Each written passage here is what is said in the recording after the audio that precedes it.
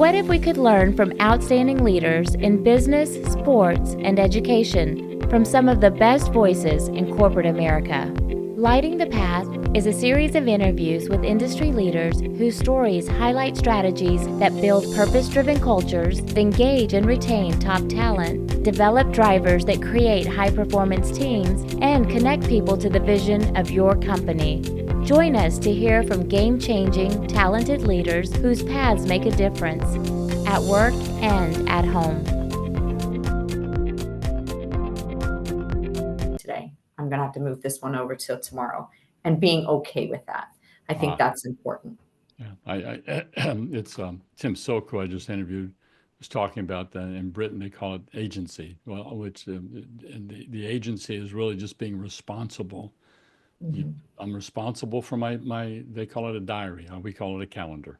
I'm going to be responsible for which means I'm going to be accountable for this. And so I can choose what time I'm going to invest in things. And we have a tendency to find time to do the things that we really want to do. We can always find time for that, as opposed to finding time for the things we have to do. Yes. And there's a big difference. There's a big difference. Yeah. And so is there something that you've learned about that's helped you to manage your time when you have to balance a whole lot of balls at one time? You know, it's funny I get asked this question a lot because I'm also a mom of 4 amazing daughters, and I have a granddaughter, and, you know, I try to figure out, how did I do this? And then I'm like, I didn't ask myself that because I was afraid if I asked myself, it would all fall apart. I just think it was just a matter of knowing Marnie, I'm going to get it done. I'm a person of my word, and I want to always be loyal to that. I also want to be accountable to me, because I think that is a representation and rapport of who you are and how you present yourself to others. So I just look at everything and I prioritize. I think that's what's important. And then I realize that there may be days where it may be longer, and I have to accept that and know that it's not always going to be an 8 to 5 moment. It may go a little bit longer, and how do I do that and make it work? So I just really just sit down and analyze everything from my personal to my work, and I just make the two come together and find a balance. And sometimes to make things happen, I multitask, because I think that's important, to be able to multitask so you can make things work. And, you know, it's prioritization and time management, really. Mm-hmm. Yeah. Yeah. The magic dust, right? You know, first time I heard that prioritization. Yeah. I'm not even going to ask where the dust comes from, as long as it keeps coming. That's it. But the reality is that it's, you said a couple of things that are really important, Marnie. It sounds like you've really developed a muscle to be able to look at, here's all the things I need to do, and to be able to stop and not just run from one thing to another, but spend the time to prioritize what needs to be done, so you can focus enough time and attention on the things that have highest priority, of highest regard, and then choose what you can delegate, and then spend time up front when you delegate, so that increases the chance the person is going to be successful, to save you time later on to have to come back afterwards. It sounds like you're pretty wise on being able to spend that upfront time and not feel like it's a drain, but it's just part of the process. Yeah, and I think a lot of that comes from, I've been on the other side of the fence where I've been, so to say, thrown to the wolves. That's not a good feeling. It doesn't feel great. And it is stressful, right? And I'm just, you know, I have this motto in my life that I treat others how I want to be treated. I also operate and work and treat others how I want to be treated in that realm as well. So that's definitely how I move myself every day. How to drive things. So one of the things I'm on, as far as my own research project with everybody I'm talking to now, because I don't have a crystal ball, but I love asking the question from your perspective. When you look at this new year, we're in, we turn the calendar because we're in January 2025. Look at 2025. What are y'all anticipating? What do you see in the marketplace of what we need to be prepared to deal with? Whew. I think the biggest thing is this new generation. We are struggling with a market of individuals that just don't want to work the way that work needs to be done. I think that is the biggest struggle that we're seeing right now. And then kind of walking into the unknown. The last, couple of years, the economy's been unique, so to say. COVID changed the trajectory of what we look like every day, and I don't think that's ever going to go away. And just being able to have ourselves walking into some change in offices politically. What is that going to look like for us as well? Um, but being able to stay ahead, plan, and ensure that we're being innovative to the bottlenecks that we may run into. But I think the biggest thing is our labor pool is different. It's not what it used to be. And I think that's going to be our biggest challenge for 2025.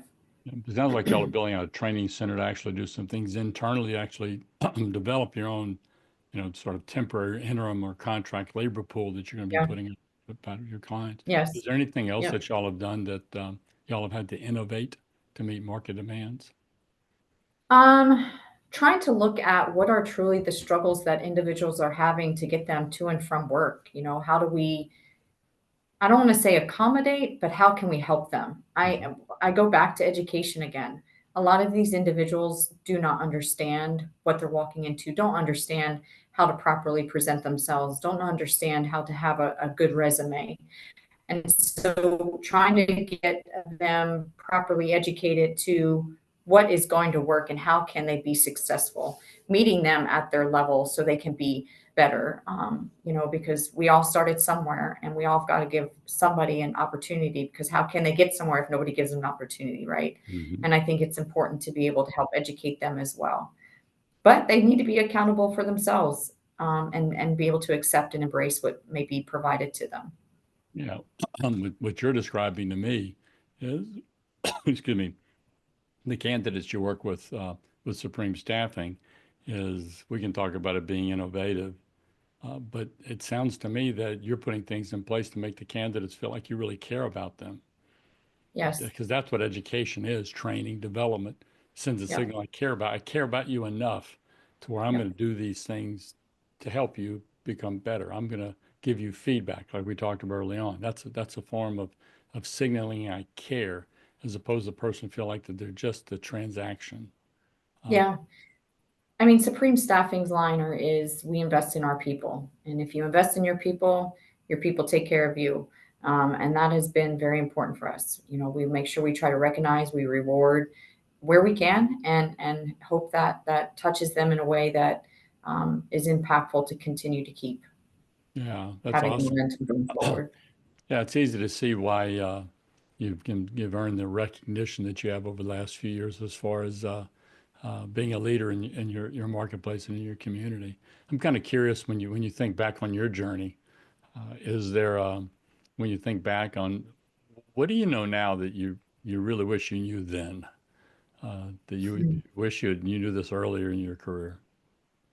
Oh, patience is such a virtue. Mhm. Patience is such a virtue. And I think that learning never stops.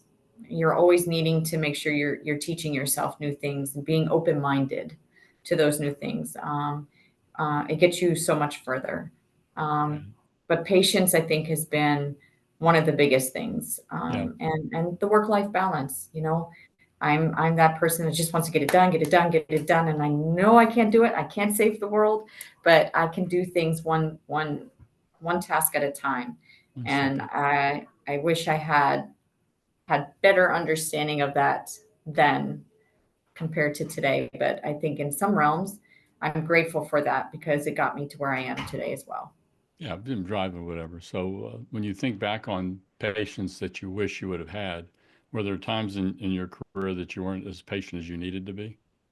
Oh, absolutely. Yeah. Absolutely. Coming home and just staying up all nights, just overthinking or processing, what can I do better the next day? Or, oh gosh, was this a mistake? Yeah, I think it was intriguing. Yeah. I think that what you're describing is the nemesis that a lot of us in leadership fight, is that uh, we stew, and Mm, I'm thinking that that's productive. I'm rolling yeah. around, rolling around, rolling around. And just recently, I was wrestling with a situation that I couldn't come up with an answer. And I had a tendency to sometimes you wake up in the middle of the night going, trying to Hmm. fight my way through it. Well, the other night I'm saying, I'm just taking this, I'm putting it aside. I'm just not going to deal with this tonight. Yeah. And for some reason, when I woke up the next morning, I sat at my desk and all of a sudden the answers started coming. Yeah. I think it kind of goes back to when we're at least looking for it is when we'll find that piece, that answer, Yeah.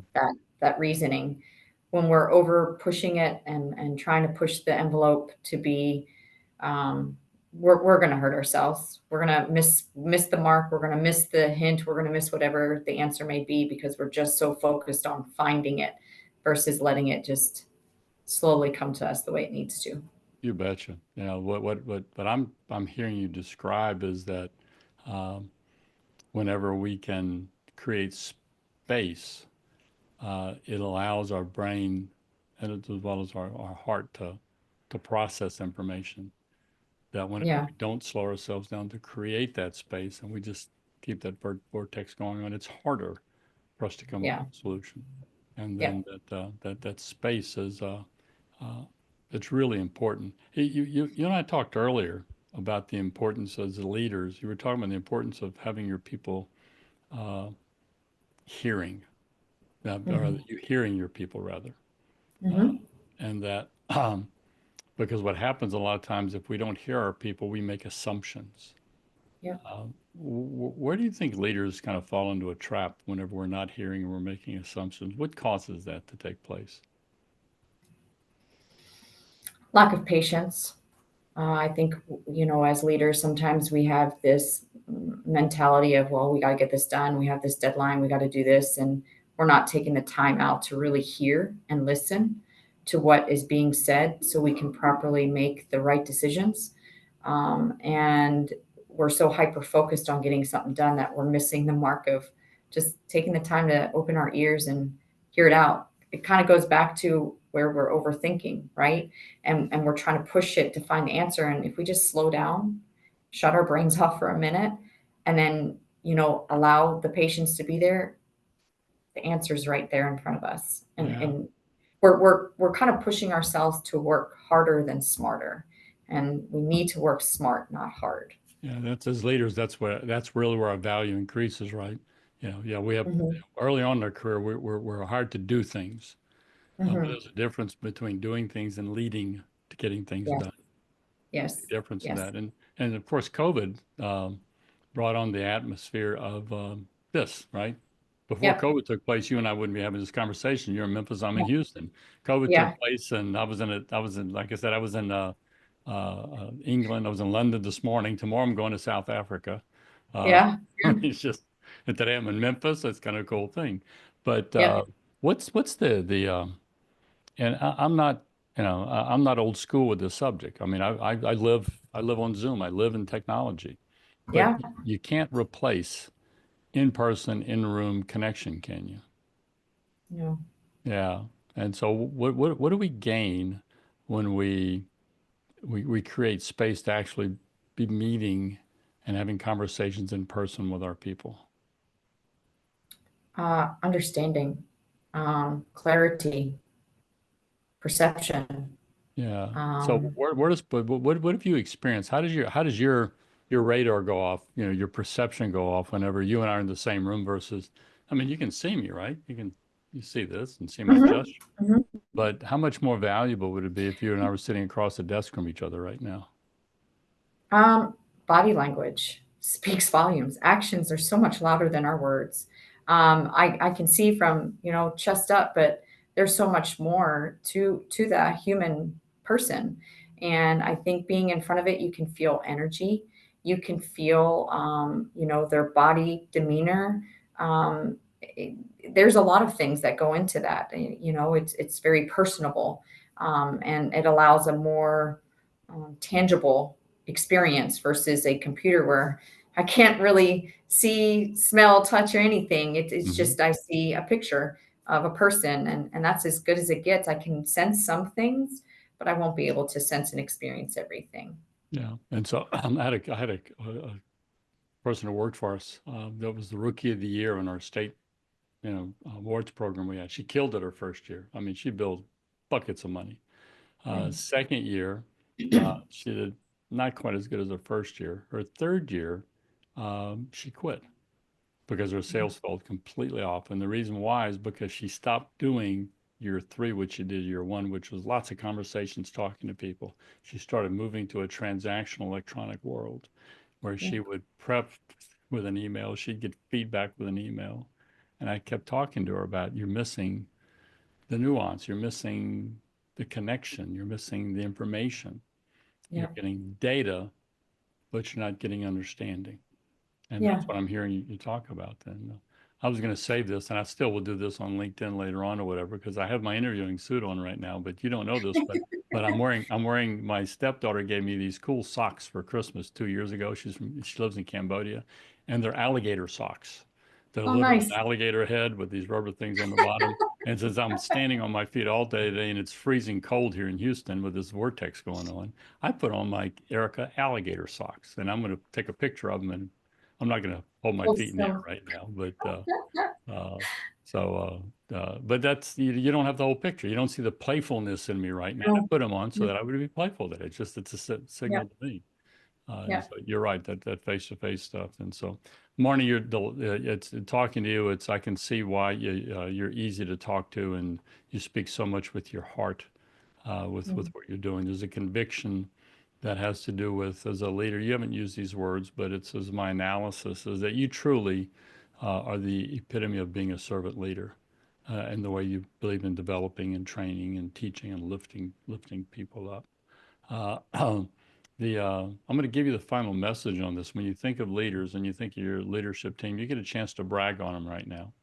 And that, what does your leadership do that you're really proud of, that they just really do well, that you think captures the culture and the heart of what Supreme Staffing stands for? We're a family, and I think that's important. But help us, well, what does family mean? Because that's a good word, but help us understand, how does that show up at work? Sure. We're family, and I think it's important because we support each other. We take the time to understand each other.